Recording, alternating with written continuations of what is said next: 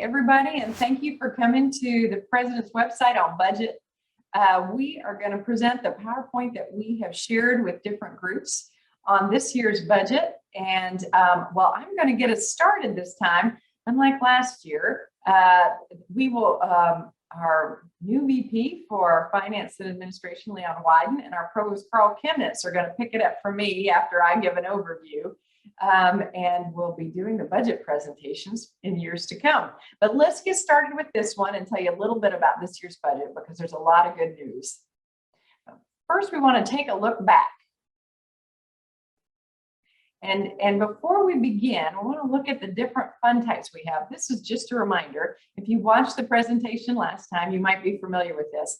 But something that's important to always remember about our budget is we have base funds. And those funds are the funds that we want that occur year in and year out. So if you're funded on base funds, that's a program that's going to happen. We count on that money coming in each year. So it's ongoing, recurring, and we sort of think of it as permanent. It can always change depending on enrollment changes or allocation from the state changes, but it's at least semi-permanent. And then there's one-time funds. These are non-recurring and temporary, just in this year, if we've got one-time funds. And that's a bit different in the way we fund things. That's something we really got to focus on as a university, because we don't want to start programs that we can't continue or have employees on temporary money where they can't get permanent status. So understanding the difference between base and one-time funds is really important. Then there's also our funding mix. So if you tuned in last year, you remember that we have tuition fees. This is really dependent on what our enrollment is. So we've got tuition and fees as the red piece of pie and in the red print. And basically it's how many students we have and how much tuition and fees they pay. That makes up a part of our budget. And then we have what we call the state general fund allocation. That's the money that the state of California gives us to help us run the university and meet the mission and goals of the CSU. And then we have auxiliaries, and that is in green. Now, auxiliaries are an important part of the university because they help us function, like parking and housing, or they're very important if you're in extended learning or other areas like that. We won't be focusing a lot on that today, but those are self-support fees that don't feed into what we call the state side budget, but very important to how the university moves forward. So I'm gonna go to the next slide and just take us a little bit back through CSUSM's budget history. So if you recall, we talked openly about that several years ago. We had a few years in what we call in the red, where we ended the year with actually fewer dollars than we actually had. That is not a budget practice that's sustainable, and it puts the university on unsettled ground. So we have worked hard to be what we call in accounting terms in the black, where we end the year with a balanced budget or even more to go in reserves. And this is, and we've also had long-term efforts with one-time funding. This is really important to note because, again, we want to make sure that our programs and our employees are on sustainable money that we can count on year in and year out. So we can't fund long-term efforts on one-time funds. And that's an important part of how we move forward with the budget. But in present day, there's many things that are good. The budget in accounting terms is in the black, which means that we did not spend more money than we had, basically. And we have made significant strides, especially in the past year, to fund things that are whether that's permanent employees or activities with base dollars. And we'll talk a little bit more about that in the beginning. And we still have areas that are bridged with one-time funds that really need that stability of base funds. And we're going to keep working on that for this year and in years to come. All right. So now I'm going to give you a really busy spreadsheet, and basically this just illustrates and narrates what I just mentioned to you. So where you see it in the red is where we actually ended years with fewer dollars than we had. Again, that is not a good accounting practice, and we needed to bring our university budget back in what we call the black, balanced. The other thing we need are some reserves.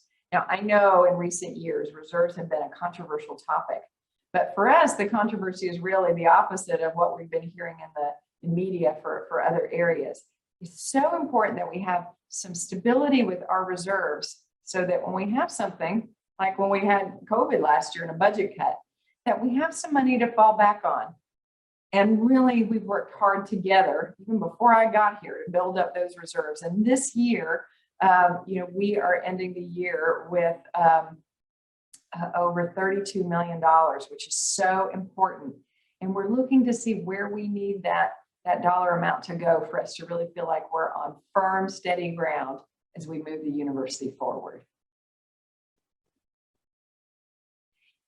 So let's take one more trip down memory lane. In 2020, 2021, CSU's general fund, the whole system that is, was reduced by $299 million. Now that wasn't all at CSUSM, that would have been more than our budget. But right here at CSUSM, we were reduced $3.1 million from the state. Now we projected overall that added into a total of about $18 million in losses. And I'm going to tell you about each one of those losses that you see here in the different colors on the next slides. So as we talk about the early estimates from last year, we projected that our headcount, our resident headcount, that means students that come from in the state of California, would decline by about 1.5%. We also thought of our international and out-of-state students would have a decline of about 30%. And the actual news was better than we projected. Our actual average resident headcount, we exceeded where we thought we'd be, even by 199 students. So we were 1.3% actually higher than we were the year before. This was important because for our non-resident headcount, that projection of 30% loss turned into a 33% loss, and we declined by 118 students there. So really, in terms of, we put that together in terms of dollar amount, our tuition dollars were break even. And if you recall on those earlier slides, that's a big portion of our stateside budget. So that was really important to break even and really relieve some of the issues we thought we might have. But we also had something that we decided to address together was those unfunded essential base reallocations. So if you recall, and I know I'm repeating myself, that base money that recurs year in and year out, and then we have one-time funds. We don't know if we can count on those for the next year. When we came into a budget cut last year, it was really a stark look in the mirror to see how scary that was. Because I'll give you an example. Our custodians, many of them were funded on one-time funds, which put their jobs in jeopardy, and they were having to live year by year, not knowing if they would have a job the next year. So we had many of the people that were holding up our campus, not knowing if they had employment year in and year out. So we knew, as we looked at last year, and we talked about this last year very openly, that we needed to reallocate funds, even in the moment of a budget cut, especially in the moment of a budget cut, to shore up some of those essential needs on our campus that did not have base funding. So those were, the custodians was one. Some of them were just, obviously we have to fund our benefit costs. Certain things like where our academic units rent in the EL building, we had to pay for that. Our international programs, tenure and promotion. And I won't go through the whole list, but the main thing is that it was important for us to make sure that these areas had funding year in and year out. Now, I'll just say with a little caveat, we did that to the tune of about $5.3 million. We have not finished solving all of those one-time funded problems. And we've got to look at that as a campus going forward each year to make sure that we are bringing things that are on what we call soft money or one-time money into base funding so that they have the security to move forward. Okay, so let's go back and looking at those pieces of pies one more time. So the tuition and fees, we thought we'd have a loss there, but that turned out that we did not have a loss and we broke even. State appropriation, we lost $3.1 million. But then within tuition fees and the state appropriation, we needed to realign about $5.3 million to shore up unfunded expenses that were really permanent to our campus. Then we have the other funding. There were also losses in housing and parking, but again, those are on our auxiliary side. and we won't spend as much time with that today. All right, so where did we end up after all of that talk and all of those slides? Well, we had our division base budget reduction. That was the reallocation. We had that 5.3 million, and then that 3.1 million that we were cut from the state budget, which turned out to be 8.4 million. How did we fund that? Well, each division across the university took a 3.75% cut overall. Different areas took anywhere from 3.5 to 4% cut. And I know many of you probably know exactly where you felt that. Our area of community engagement was reorganized. And so they were the heroes in putting 0.7 million into the funding. And we used 0.3 million of unallocated base that we had to make up of that total of 8.4 million. Now, I just have to pause here. I'm about to turn the PowerPoint over to my colleague, VP Leon Wyden. But one of the things that I think is confusing as we move forward is when the state restored the 3.1 million, which we'll talk about in a moment, they didn't restore our entire cut because remember, we needed to reallocate 5.3 million. And the reason we needed to do that is we had many things here that were built on really no funding, but were funded each year based on one-time funds or grant funds that are running out. We've got to find a better way to move forward to make sure all recurring programs have base funding, or at least have a ramp to base funding. And that 5.3 million was not restored. So with that, that's an overview, a look back in the past of where we've been and how we made up the cut that we had last year. And I think at this point, unless I'm mistaken, I am turning the presentation over to our new VP for Finance and Administration, Leon Wyden, who will take it from here.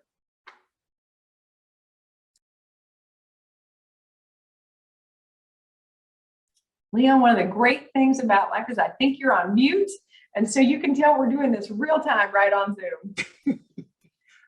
Thank you, President Neufeld. Sorry, I forgot to get off of mute there. I'm going to take you through what the budget looks like for 21-22. This first slide, it's a busy slide, but it's there to give you some context and where this shows you the total amount that CSU gets and what our portion is. So our portion beginning for 21-22, our base start was about $100 million. We got back our 3.1 million that was cut, but the system set aside 2.4 million for system-wide priorities. But notwithstanding, in the graduation initiative for 2025, they're actually giving us more money and more funding, but it's in very specific buckets. We have buckets for the campus-wide priorities, which is about 3.3 million, which is the biggest piece of that. We also have money for basic needs that they gave us 471,000, and they gave us mental health funding as well.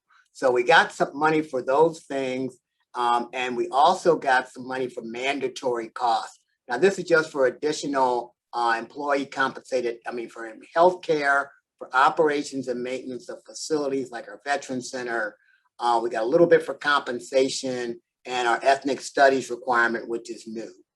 So in total, we got 5.8 million from the state additionally to our 3.1. So we have more funding than we had last year. And basically that's the story of the slide.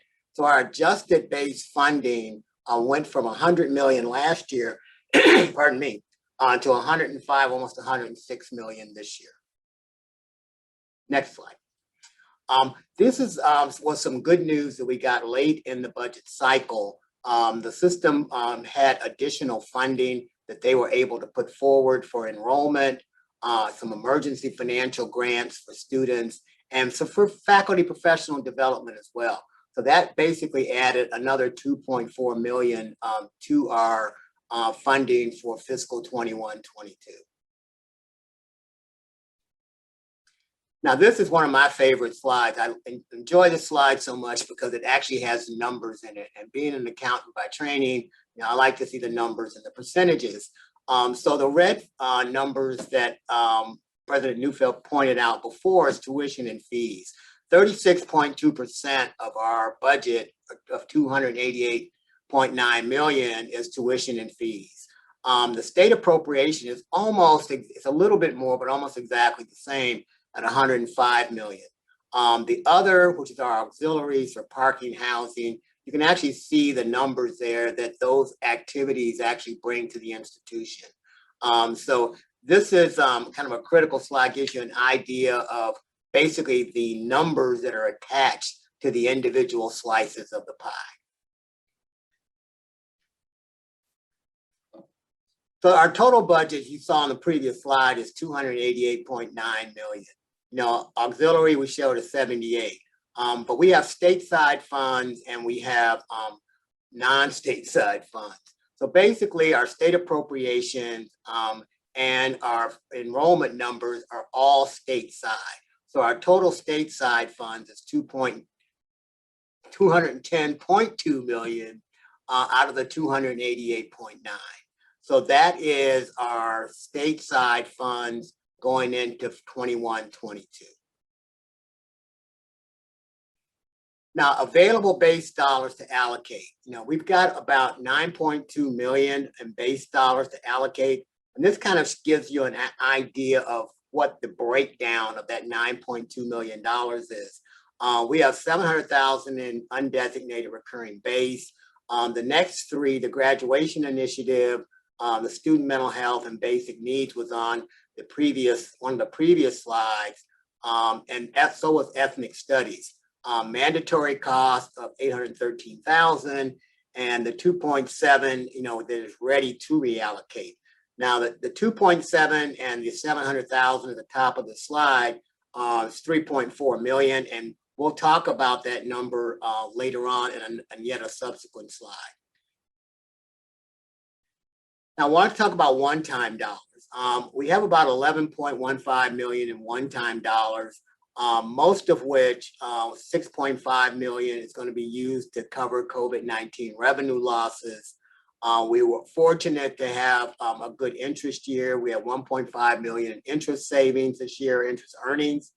And we had about $2 million in salary savings, which basically lapsed salaries for positions that we didn't fill that were budgeted. The state allocation is 1.15 million for one-time enrollment funding, and all of that rolled up gives you our one-time number of 11.15. Now, this is GI 2025. I'm going to turn this over to Dr. Chemnitz, our provost, to talk about the faculty pieces of this and the other areas of GI 2025. Carl? Thank you, Leon. As VP Wyden indicated, the budget that was given to us, the largest portion of that was base funds was dedicated to the graduation initiative. So the GI 2025 slide is here. And the part that I can specifically speak to is the faculty investment that we're working on here, where we're investing in hiring new tenure track faculty for next year beyond those that the colleges would otherwise have the funding for. And so that will increase our tenure density. In addition, we'll be funding those positions that were funded by a grant up until now for engineering, and now will come off of the top of these funding so that the faculty that are already here can be funded in base funds. And that's something that the president mentioned earlier.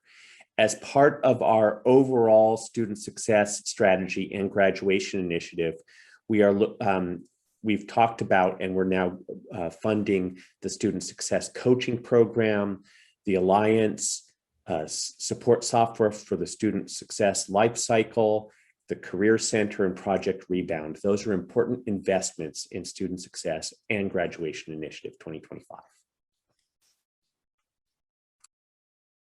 Thank you, Carl. Additional counselors from student mental health services. This is our 471,000 that was set aside in that bucket for student mental health. This funding will support additional counselors to take care of intake. It will also fund, some student outreach and referrals in that program. And we're looking at an important initiative, psychiatric emergency response team that we're working on with our counseling center and also our university police department to put this program into effect here on our campus. Basic student needs. The other like amount, $471,000, is being allocated to the Cougar Care Network, readiness and success services, and a basic needs coordinator, someone to coordinate the overall basic needs on this campus. This is base funding for this position, and it will provide additional support and coordination for all of our students' basic needs and the efforts that we're making on this campus. Ethnic studies. Carl, I'm going to turn this one back over to you. Thank you. Ethnic studies, which is the AB 1460 that was passed by the legislature last year, is now funded in base funding, and this funding allows us to cover the faculty, including the faculty who started this year. We have 3 new faculty that were hired in Ethnic Studies Department in American Indian Studies, as well as there's a number of additional funds there that are allocated specifically for that purpose. And again, we expect that some of that will also go to additional tenure track hiring during this year for faculty who could start next year. Thank you, Carl. Mandatory costs. We have benefit increases. We've allocated $813,000 was allocated to our health benefit increases. This is a bucket that's required by the state and new building maintenance and operations. So $813,000 will go to support, these mandatory costs. Undesignated priority funding. If you recall a couple of slides ago, we talked about the $3.4 million in base and the 11.15 in one time. These are some of the initiatives and priorities that we plan to fund, in 21-22. We're looking at range elevation for our lecturers and our tenure track faculty promotions, and just some like the Dreamer Resource Center, Office of Inclusive Excellence needs funding. We have a strategic planning effort that's going on that needs some funding to make sure that we're able to execute. Our staff center to support, our staff here on campus. We're looking at developing that, and we already have a director appointed, and we will go forward with the staff center looking for a location and a physical location for that. Communication support, academic senate, there'll be 2 new committees, staff equity, promotion, and in-range progressions. Our Concur travel software is moving along. That program is moving along well to help support us there. And the one-time funds for the early exit program, one-time funds for PESO, and then there's a couple of other things to support, our advancement campaign and our centers for institutes for grad studies and research. Continued essential base allocations, for staff positions, for academic affairs, the allocations for that, university advancement to support some positions there to expand and prepare for our capital campaign, and a few positions in FAS. Strategic planning. We have a strategic planning going at the moment, sponsored and basically managed and shared by our provost and Dr. Ranjita Busa. She is basically, the 2 of them are managing this process. We're allocating $500,000 in base funds to support our strategic planning efforts, and $1.5 million in one time. And plans that will follow the strategic plan. Once we have the strategic plan in place and determined, we will develop an academic plan, strategic enrollment plan, and a master plan for our physical campus and our buildings and structures and what we want our campus to look like over the next 10 years.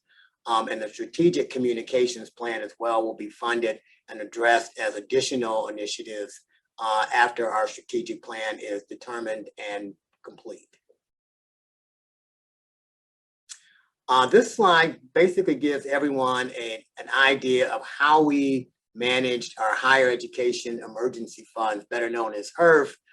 This is a summary that shows our sources of funds and how those funds were expended. We still have some funds that we plan to expend, but thus far, we have received a total of 94.8 million. Of that, we spent at the institutional portion is about 16 million, but most of this funding has gone to serve our students and has been offered to them in grants to provide support for them during this time of COVID so that they can have housing, whatever their needs might be. We've been funding those initiatives with some of this money. Other initiatives have gone for, basically to replace campus revenue and to support our testing centers and other efforts that we've had in place to battle the COVID-19 epidemic. Planned expenditures, as I indicated, we haven't spent quite all of this money yet. We have some time left until 2022. So we have some funding that will be spent over the next several months. And of that, 23 million will go to students directly. And there are plans in place to distribute those funds to students. So basically, we have spent overall about 88 million. We have about 6.4 million left that we will determine the best uses of that to serve the campus and our mission. Things to note. One of the things I wanted to make sure that we pointed out is each division, received their cutback and more. It's just not in exactly the same way in places. GI 2025 provided an extra 5.8 million, and those dollars are going to be targeted to different areas, but they will basically add funding to all of the departments just in different areas. So the divisions will receive their 2021 carry forwards for use in 21-22. And our current 21-22 budget plan resolves half of the essential unfunded needs for our divisions. But we will still have, some work to do in unfunded base. And we'll be working on that as we go forward. So in this year's budget also includes more one-time fund availability than usual. And that's a good thing for us. We can fund one-time initiatives, and there's many things that we're going to use that funding for. So I think with that, I will turn it back to President Neufeld to close it out. Well, thank you so much, Leon and Carl, for really helping explain the budget and where we're going next. Some notes in there. I know that there is some dollars in the budget. I think for the provost to work on elevation at the time of review for both our lecturers and tenure track faculty to make sure we're doing our best there. And also we're looking at how we can support our staff in that way as well. So I just add that in. Really appreciate all the good work that's gone into the budget, and definitely appreciate anyone that is tuning in and learning about the budget and taking the time to watch this video. So thanks to everybody, and have a great year.